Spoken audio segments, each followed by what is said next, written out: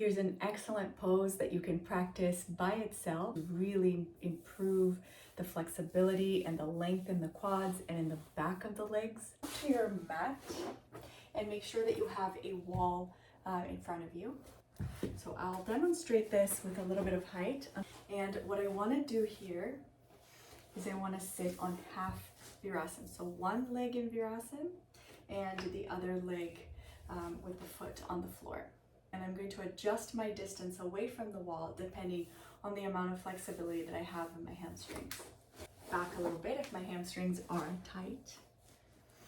And I can place that leg on the wall. So I take a few breaths here. Wherever is tight in the hamstring, you can interlace the hands. And if the tightness is here, let's say in this area, I'm gonna place my hands in front of that tightness. So I'm not gonna put my hands behind it. I'm gonna put my hands in front of it and push it back. And slowly I work that leg up the wall.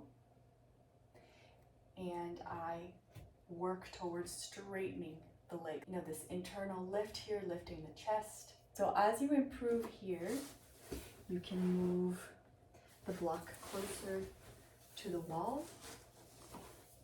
And then you bring the leg close to you and you place your heel against the wall here and really working on the tightness in the ankles and the back of the leg. This is, you know, such a nice way to really start slowly breathing into the tightness.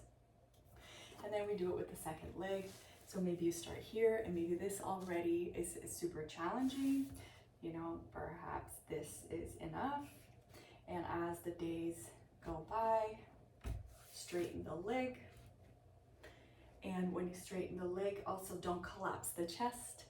So straighten the leg, straighten the chest. If this is too much, just come back a bit more and straighten the leg here. And then we slowly walk forward and walk the leg up the wall to stretch the back of the leg and the quads on the opposite side. You can sit in Virasana for a few breaths. I'll link more videos on how to sit in Virasana and how to stretch the hamstrings in the description below.